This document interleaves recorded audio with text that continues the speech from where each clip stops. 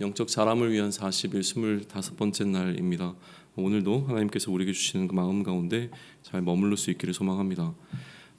어제 본문이었죠. 어제 본문에서 다윗과 사울의 그 갈등 관계는 무언가 다시 한번 또 화해 모드로 바뀌면서 혼돈하게 마무리가 되어지고 헤어졌던 장면을 보았습니다. 그럼에도 불구하고 다윗은 한 가지 결정을 내리게 되어지는데 사울이 또다시 이렇게 반복적인 어떤 상황 가운데 자신과 자신의 공동체를 위험 가운데 몰아넣을 것에 대한 어떤 불안함 혹은 그것에 대한 대비로 이스라엘 땅에서 완전히 벗어나기로 결정을 합니다. 이스라엘 안에 머물러 있으면 언제고 사울이 다시 한번 또 어떠한 이유로든지 자신과 자신의 공동체를 찾아올 수 있기에 아예 이스라엘 땅을 벗어나서 블레셋 사람들의 땅으로 피하기로 결정을 내리죠. 그리고 그의 공동체 600명과 함께 가드라고 하는 지역으로 가게 됩니다. 이렇게 가드로 도망간 것을 또 누군가가 사울에게 알리게 되어지는데요. 사울은 그 소식을 듣고 나서도 다윗을 수색하지 않기로 결정을 합니다. 그 이유는 아마도 다윗이 머무르고 있었던 그 지역적인 이유 때문에 그런 것으로 보이는데요. 이처럼 다윗은 사울의 어떤 손을 벗어난 곳까지 도망가게 되는 것이죠. 가드에 들어가게 된 다윗은 그 가드 왕이었던 아기스에게 자신과 자신의 공동체가 머물 수 있는 지방의 한 땅을 좀 달라고 요청하게 되어지고요. 아기스는 가드의 왕이었던 아기스는 다윗에게 시글락이라고 하는 지역을 주게 됩니다. 근데 6절에 보게 되면 그 시글락이라고 하는 땅이 오늘까지 유다 왕, 다시 얘기하면 유다에 속한 땅이 되었다라고 하는 기록을 남기고 있는 것이죠. 그러니까 이때 다윗이 얻게 되어진 그 땅은 그때로부터 계속 다윗의 영토가 되어지는 것을 확인할 수가 있습니다. 그리고 이곳에서 다윗은 1년 4개월 정도를 머물게 되었다라고 하는 기록을 남기고 있습니다. 이 기간 동안 다윗과 다윗의 사람들은 주변에 있는 다른 민족들을 이제 침노했다라고 지금 기록을 하게 되어지는데 그들과의 어떤 전쟁을 계속 벌여 나갔던 것으로 보이고요. 그렇게 전쟁을 벌일 때에 다윗은 그 지역의 사람들은 다 죽이고 오직 그 재물에 해당하는 것만 가지고 돌아왔습니다. 그처럼 한 이유에 대해서 좀 11절은 설명을 해주고 있는데 만약에 이들을 포로로 끌고 돌아오게 되어지면 다윗에 대한 무언가 좀 부정적인 이야기를 통해서 블레셋 사람들에게 불필요한 오해가 생겨나거나 그러한 방식으로 뭔가 관계가 어려워질 것을 걱정했기 때문이라고 하는 내용을 11절은 기록하고 있습니다. 아기스는 다윗이 이처럼 무언가 이스라엘에게로부터 미움을 받았기 때문에 영원히 자신의 부하가 될 것이라고 신뢰하는 그 신뢰가 생겨나기 시작하는데 다윗에게 어디서 이러한 재물들을 얻었냐고 물어봤을 때 다윗은 자신들이 유대가 아닌 지역에서 전쟁을 통해서 얻었음에도 불구하고 오히려 그것이 유다 지역에서 그러니까 이스라엘과의 전쟁을 통하여서 얻게 된 것이라고 하는 이야기를 10절에서 던지고 있는 거죠. 그러니까 계속 이 다윗이 그 과정을 통해서 이 가드 왕에게 보여줬던 건 무엇이냐면 자신은 이스라엘 왕인 사울과 적대적인 관계에 있고 그 사울 왕으로부터 이제 도망치고 있는 상황이라고 하는 것을 지속적으로 이야기하면서 그 가드 왕에게 완전한 좀 신뢰를 얻게 되는 과정을 우리는 사무엘상 27장을 통해서 좀 보게 되어집니다. 27장을 이제 놓고 묵상하는 가운데 이제 보게 되는 것들이 좀 있는데 다윗과 사울의 관계라고 하는 것은 계속되어지는 이슈입니다. 그러니까 회복된 것으로 보였지만 사울이 살아있는 동안 사실은 이런 왕권의 교체라고 하는 것이 수월하지 않았음에 관한 이야기가 계속 진행되고 있습니다. 그렇게 한 공동체의 리더로서 그러니까 자신을 따르는 무리가 이미 있었던 그 공동체의 리더로서의 다윗의 선택은 도망을 치는 것이었죠. 이것이 다윗과 그 공동체가 사울의 어떤 반복되는 살해 위협 가운데 살아남을 수 있는 어떤 유일한 길이었는지 모르겠습니다. 왜냐하면 이들에게는 현실적인 삶의 문제가 있었다라고 오늘 본문은 이야기해주고 있습니다.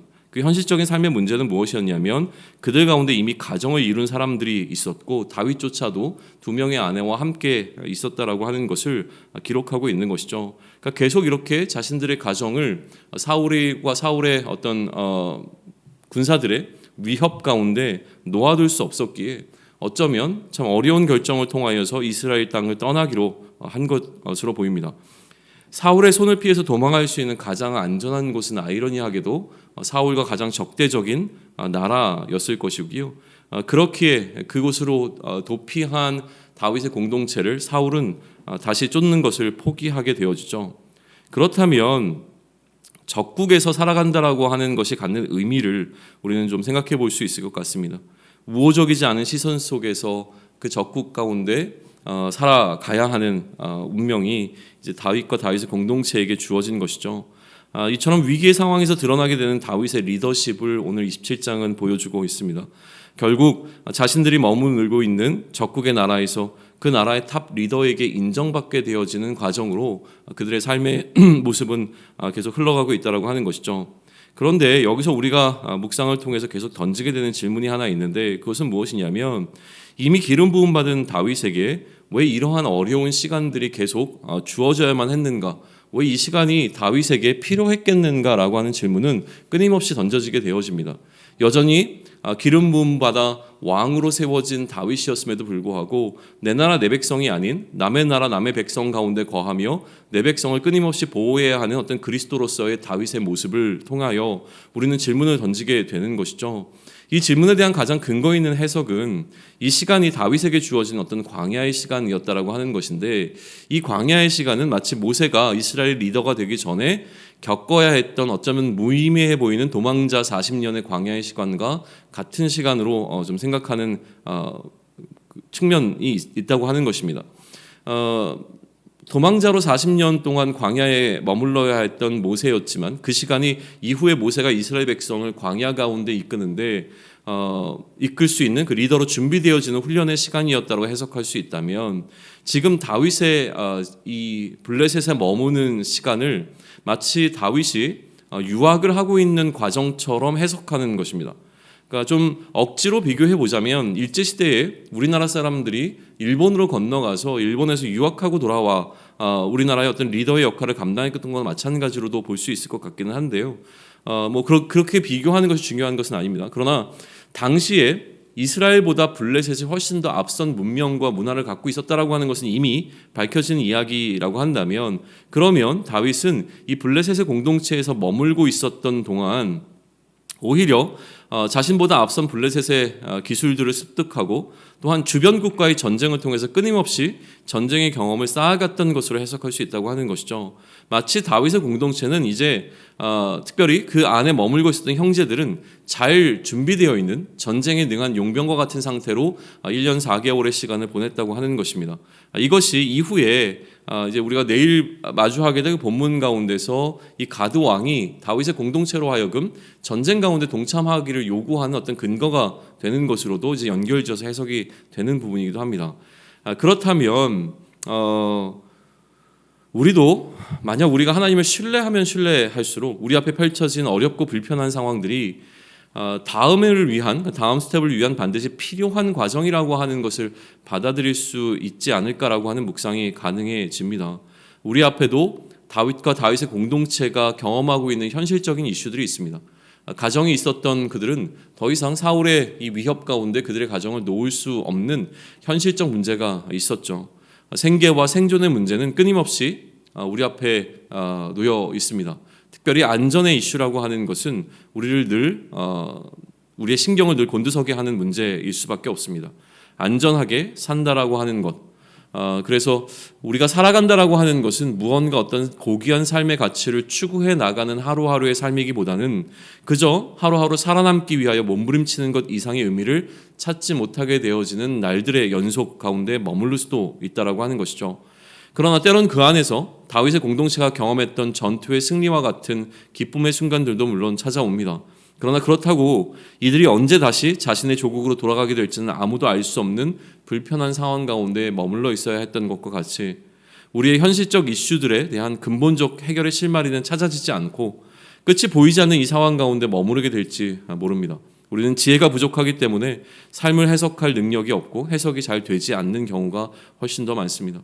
이 상황 가운데 우리가 할 것은 하나님을 신뢰함으로 오늘 나에게 주어진 상황 가운데 최선을 다하는 것임을 오늘 27장은 우리에게 이야기해 주고 있습니다. 나는 내가 보내는 이 시간이 무의미하다고 느껴질 수 있죠. 그러나 반드시 기억해야 할 것은 하나님께는 무의미한 시간이 없다는 것입니다. 다시요. 나는 나의 삶을 바라보면서 오늘 내가 보내고 있는 시간이 무의미하다고 느낄 수 있습니다. 그러나 하나님께는 무의미한 시간이 없다라고 하는 이 명제를 잘 묵상할 수 있는 시간이 되기를 원합니다. 내가 의미 없다고 여길 뿐이지 모든 시간은 하나님 앞에서 의미를 갖고 있습니다. 우리는 다윗과 같이 기름 부음 받은 자들입니다. 오늘 우리의 삶 가운데서 그리스도로서 감당해야 하는 삶의 자리와 우리에게 맡겨진 주어진 사명이 있습니다. 이해되지 않는 오늘의 상황은 다음에 펼쳐질 우리의 에피소드를 위한 준비의 과정이라고 하는 사실을 기억하며 오늘의 최선을 다하고 또 내일을 기대할 수 있는 우리가 되었으면 좋겠습니다. 오늘도 주어진 자리에서 그런 의미에서 승리할 수 있는 저와 여러분이 되기를 축원합니다. 아멘.